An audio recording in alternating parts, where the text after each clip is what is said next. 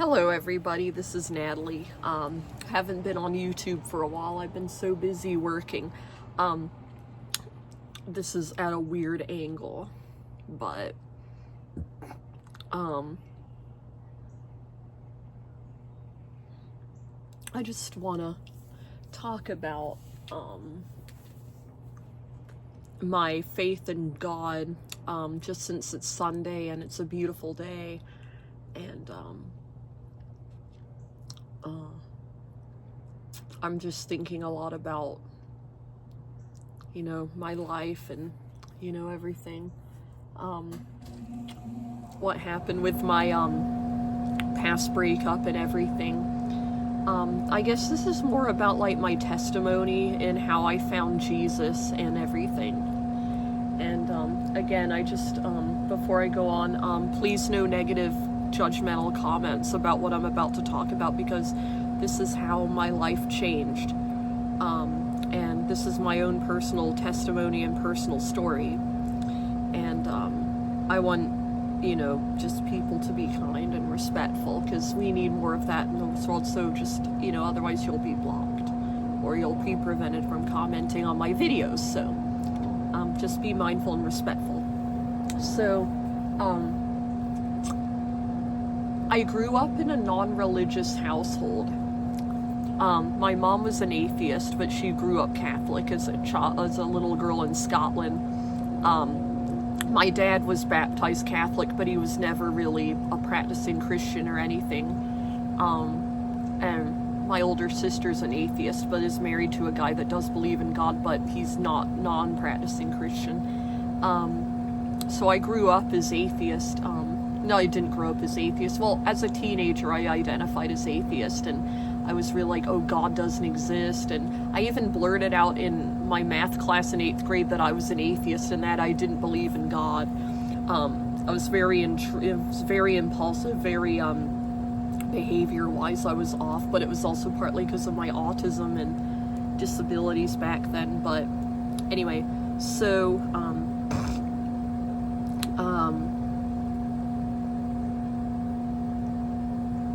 where do I start?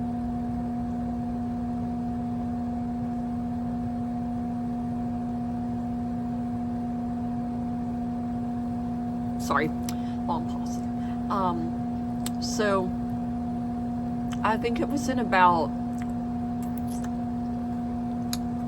2015 or 2014. I was in the car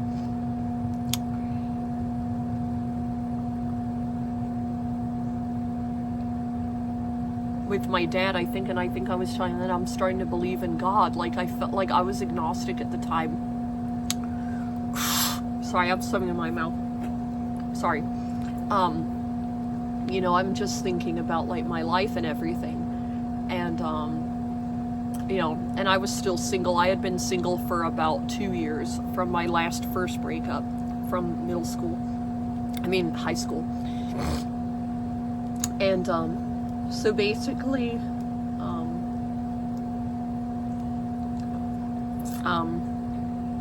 I realized that I wasn't atheist anymore. And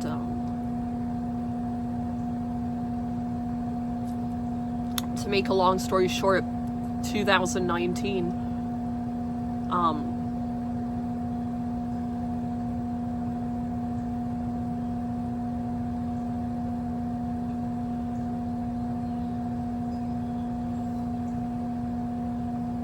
when I was in jail for a night after I had gotten arrested for the whole thing with my ex, I had already believed in God, but I was like praying, and I hadn't yet accepted Jesus as my Lord and Savior. And it wasn't until I had gone into the jail that night that I had nowhere to go.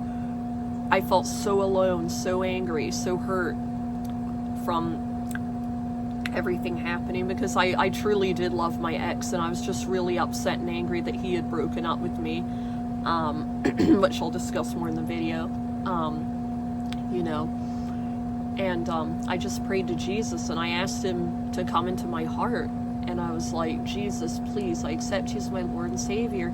I need you more than anything right now. I have nowhere else to turn to, because without God I felt so empty. And then it wasn't until later that, a few days later after I'd gotten out of jail and I had contacted the suicide hotline, I felt so much better, and I felt like I felt so hopeless because I wanted to be out of this hurt and misery I had felt from being arrested and being thrown in jail, which really gave me a lot of PTSD for a few days. And I felt so hopeless that I was like, I'm gonna call the suicide hotline. And I spoke with a nice woman, and she gave me some like journaling exercises to do. I never got to them, but I did struggle with a lot of bad thoughts in my head. Whenever somebody would mention my ex, I would get really triggered and get really angry and throw things and scream. I would actually strangle myself, and it was not fun at all. Like, it was a really bad emotional time in my life. And I would have these horrible mood swings, and to this day I feel like my anxiety has gotten a lot worse, like with intrusive thoughts like about my health and everything, and just worrying about nothing, worrying about random things. And so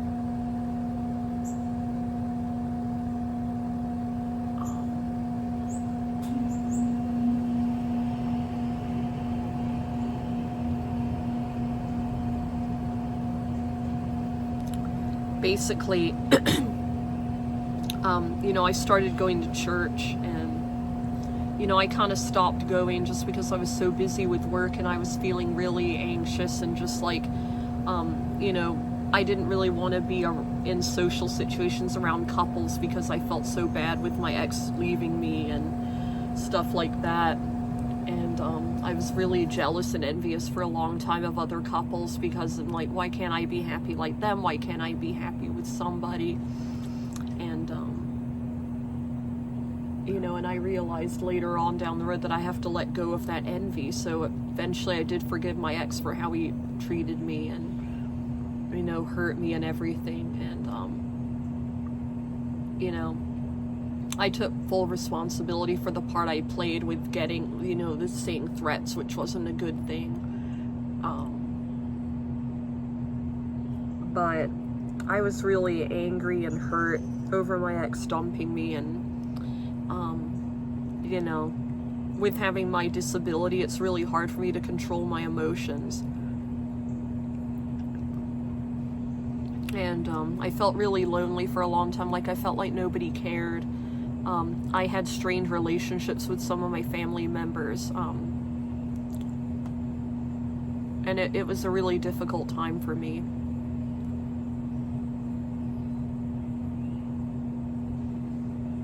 And I would have never gotten myself in jail. But I know that threatening people was wrong, but I also felt very like I just didn't have the right outlet to be angry in the right way and to let out my emotions. And for a long time I was really hurt mentally and in a bad place, and because a lot of a mutual friend of me and my exes had just told me that, like, OE said, like, you were a cheating bitch because you went to the fair with your best friend, with one of my best platonic male friends, so I have no feelings towards nothing. We went to the state fair because my ex couldn't get off work, so we couldn't go to the fair together. So I went with my best friend, Nicholas, my best friend Nicholas. I'll probably introduce him to my channel soon. He's like a big brother to me because I don't have a brother. So he's like an older brother to me.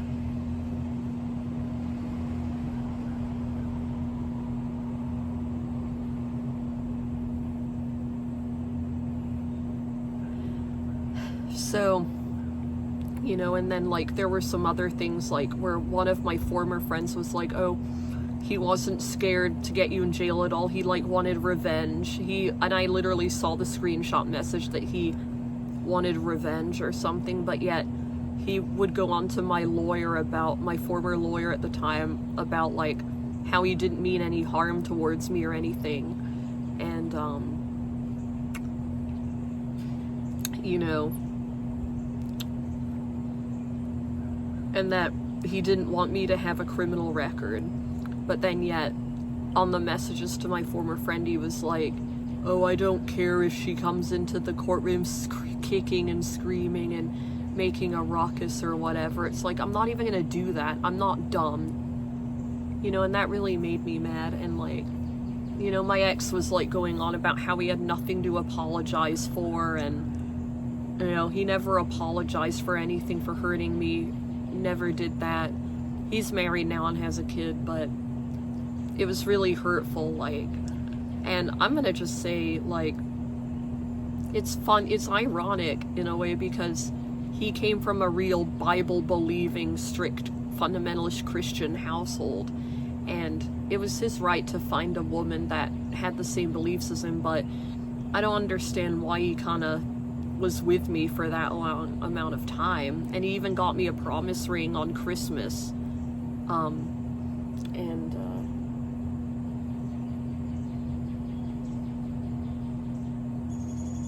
I was just like, well, you know, and he wouldn't marry me unless I converted, and I think God saved me from that relationship, and I think that God wanted me to be with somebody else, and you know, and it's kind of sad how, and again, I'm not judging because God is the ultimate judge, but like, my ex really didn't act Christian-like at all. Like, he bought me a BB gun for my birthday, and that was like the only birthday gift he got me. And my parents said no guns in the house, and he got me one anyway. And I learned how to shoot a BB gun, but, you know, that's all. And he just wanted to, he's like, oh, I need to teach you how to use a gun. We were taking a walk one day from Barnes & Noble, and he's like, oh, you need to learn how to shoot a gun. And I'm like, I want to learn how to shoot a gun, but I don't want to, like, you know, going back, I'm not like that anymore. So being with my ex definitely led me to Christ, but it also led me to believing that Jesus wanted a different path for me. So it wasn't until after jail that I accepted Jesus as my Savior. And I have to admit, I still struggle with sin. I still struggle with, you know, I still struggle with sinful thoughts and stuff, but I also realize that if I want to become a better person, I need to show that I'm becoming a better person.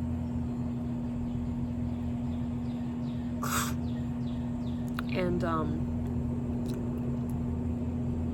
you know, show that I'm becoming a better person.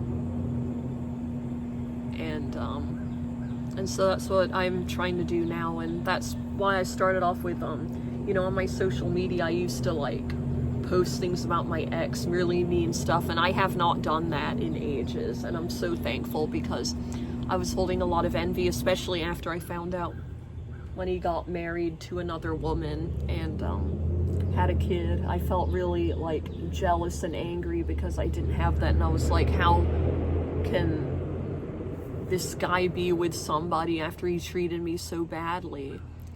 And but I also want to talk about, like, the red flags that I saw. Like, I'm the jokester in the family, and it's like I made these jokes, like, I was dumb. I guess I was wanting to show off a little bit. And I put the promise ring that my ex had given me on my tongue, and I made a joke to my friend. I said, see the type of man I have to put up with? And it was like, it was a joke, you know, because he wasn't having, whenever I was joking around, he would always just be, like, serious and everything like that. And there was one time where I was in the grocery store with him where we worked, and my friend Nicholas was there, and Nicholas later told me that my ex wouldn't look him in the eyes. And so apparently he also would say things like, well, it's frowned upon in my family to have male friends, but yet his sister has so many male friends. And so I was like, nah, that's not right. So to make a long story short, yeah, and then there's like another time where like he kept like proselytizing to me with like God and everything at the time before I became religious. And he was like, what if Jesus died for you? He like poked me really hard in the arm and it hurt. And then there were other times where he like would talk intimately about weird things, and like he didn't want to do it in front of me because blah blah blah. And I was just like, dude. And he would talk, oh yeah, so he would talk about this girl that he went to church with, and he talked about how she like broke his heart and like was like, oh, and she still wants to marry me, and you know, like, oh, she still wants to marry me, yet she was married to somebody else. And when me and my ex went on our first like friend date, we took a walk around my neighborhood, and he was like talking about how he wrote her a letter or something, and he was like, F you, bitch, excuse my language, that's how he like responded to it in his head when she didn't respond to his letter or something. And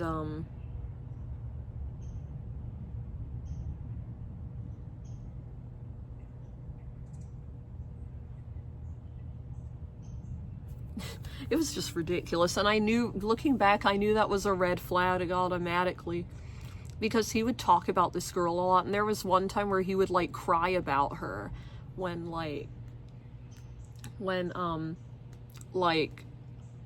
she like hurt his feelings. He was like, oh, this really hurt my feelings, and he'd be crying about it. And I'm like, why are you even talking about a girl that you're not even with when you're with someone else?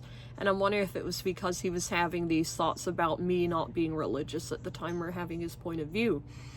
So I don't know, but there were so many red flags in that relationship that I really ignored and that I didn't really see.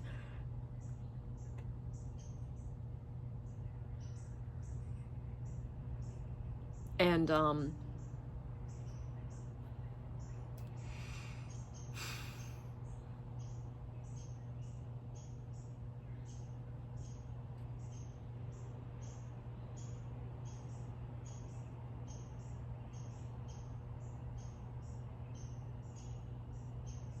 you know, there were so many things that I just didn't see in the relationship. And you know, but you know, to make a long story short, my journey with Christ has definitely been an interesting one. He definitely helped me move forward from that breakup, but I'm still quite hurt emotionally still.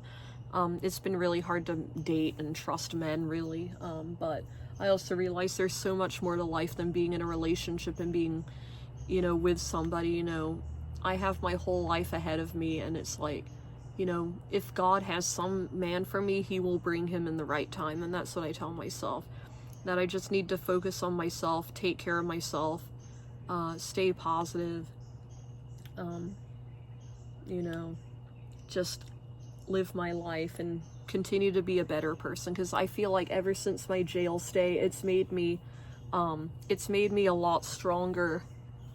Fixing my hair here. It's made me a lot stronger as an individual and as a woman, and you know, especially being on the spectrum and having Tourette's syndrome, you know, and everything. It's made me a lot stronger as an individual. And I just want to say that there's been a lot of people that have been in jail for the same thing, when they've threatened somebody out of anger, and we don't mean it, and especially me.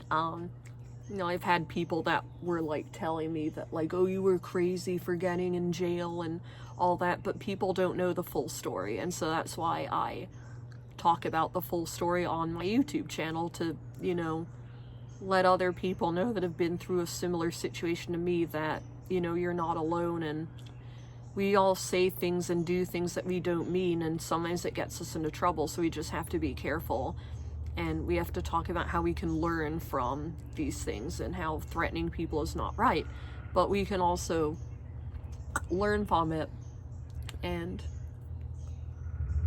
we can also learn from it and figure out new techniques on how to deal with these things. Like, we can say, well, instead of threatening somebody, write it down in a journal, write it in a, in a notebook or something. And if you're angry about something, write it down. Don't blurt it out online, social media, because that's something that I learned that isn't good. And again, we all learn, and it takes us it takes us it takes us a while to really learn about things and how to manage emotions. And yeah. And I just want to say, like, with the red flags in a relationship, get out if you can, if, like, you see something that just makes you uncomfortable. Because there were times in my relationship with my recent ex that, like, with the whole religion thing, when he would talk religion, and it would make me feel uncomfortable. It made me to the point where I just had so much anxiety in my chest constantly. And I feel like once I actually got out of that relationship, I felt a lot better. And it was amazing, really, what happened.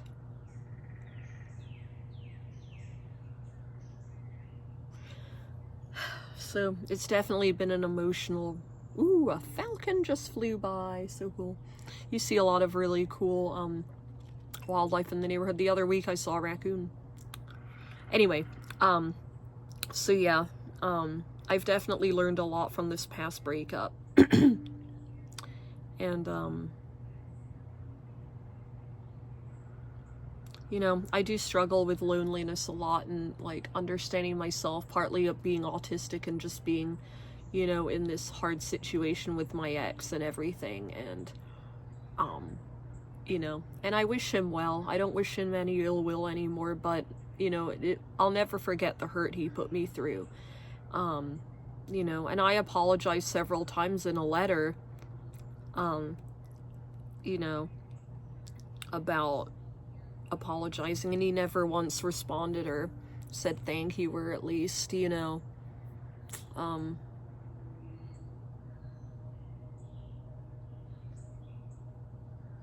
so I just thought, you know what, I'm just gonna leave you be then. And I don't know, I always wonder, like, if our paths will ever cross again.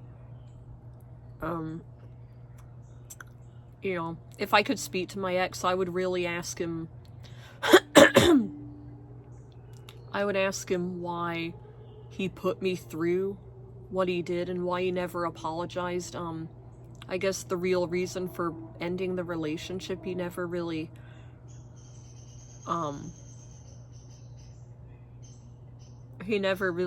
explained why he broke up with me. And I feel like I would ask him why he wasn't being completely truthful either, because, I wanted to kind of go on in my life with knowing what happened and having closure from it, but I've never felt like I really got closure. But sometimes I feel like I have to give myself my own closure from that too. But again, I can only speculate. But I think in the long run, I think at the time we just weren't right for each other, and I think he really needed a woman that believed the same way as he did. And I think we would have been better off as friends if we had been able to, like, work things through, but we never got to. And again, so yeah. But anyway, going back to God, I really do encourage you to pray, to ask Jesus to be your Savior, because he really did help me. And I got baptized in April of 2021. Or was it 2020? I think it was 2021 is when I got baptized, and it was at New Hope Church. But I'm now actually following the Catholic faith because my grandma on my mom's side is Catholic, and I feel like a lot of people in my family follow Catholicism, more or less. So but yeah, the way I deal with, my sister and mom are atheist, but I love them for who they are, no matter what. No matter, I wish they had the same you know, relationship that I do with Christ, but I also realize that you can't force religion on people. You can't force to convert people. I mean, you can proselytize, you can share your testimony, but you can never, like, truly force someone to believe the way you do. And that's, you know, you can pray for those people. That's what I do. But, yeah. And so, you know, and I've had a lot of family issues, relationship issues, like with my cousin. I fell out with her. My cousin's wife, I had fallen out with her, but we're fine now. We actually made up and everything. We're all good now. But yeah, it's definitely been rough, being single, you know, for a long time, and seeing my cousin be in a relationship, my sister getting married. Not many people ask me, oh, when will you find your person? You know, it kind of makes you feel like the third wheel in a way. And, you know, but I also realize, again, there's more to life than being single, and most of my sister's friends are actually single, believe it or not. And some of them are not really in good relationships. One's not in the best marriage. So, but like I said, I feel like God has really led me to become a better person, and I've been wanting to go back to church, but I've just been so busy, and I also have anxiety about social situations, so I'm kind of working on that. I'm going to be getting a therapist soon, getting on an anti-anxiety medication that I can manage for my intrusive thoughts, anxiety, and I also get really bad PMDD, or premenstrual dysmorphic something, you know, and it's really bad, so I'm trying to get on an anxiety medication, like helping intrusive thoughts and stuff. So hopefully that'll work. I'm thinking Zoloft. My brain doesn't do the best with SSRIs. I don't know why, but yeah, I'm just, you know, I'm gonna be reading my Bible more and just praying more and becoming a better person, because I feel like I've become a much stronger, kinder, less judgmental person as I've gotten to know people. And, you know, YouTube is my outlet, because I feel like I can really build up an audience here and get to know people and realize that life is beautiful and life is worth living, and, you know, that there's so much to life than what meets the eye, so to speak. And, yeah, I just tell myself that things will get better. You just have to persevere, let God take the wheel. But yeah, if you're interested in finding Christ, you know, just comment below. Or if you were a former atheist, how did you find God? I would love to hear your story, testimony story. How has God shaped your life, made you feel better as a person? This is my testimony, but I hope to share more testimony, in different times. And, yeah, it's been an interesting ride with believing in God and, you know, having Jesus as my Savior and Lord, you know. I mean, I feel like we have a lot more work to do as Christians, because there are a lot of Christians in this world who are very judgmental and, won't accept people for who they are. And that includes, you know, like, having differences with people, like people who are transgender, you know, even though you don't agree with their pronoun, their lifestyle, you know, their identity, we still have to respect these people. Even though if we disagree with them, you know, we can still respect people, and we just have to learn how to agree to disagree. But we also have to learn how to and when to walk away from somebody if they're toxic. So yeah. Anyway, I hope you all enjoyed the video. Remember to like this video, subscribe, share to friends. But yeah, not sure when my next video will be up after this one, but I'm working a lot. I'm going back to school this fall for art. So yeah, I'll see you in the next video. Have a great day, guys. Love you all. Take care. Bye-bye.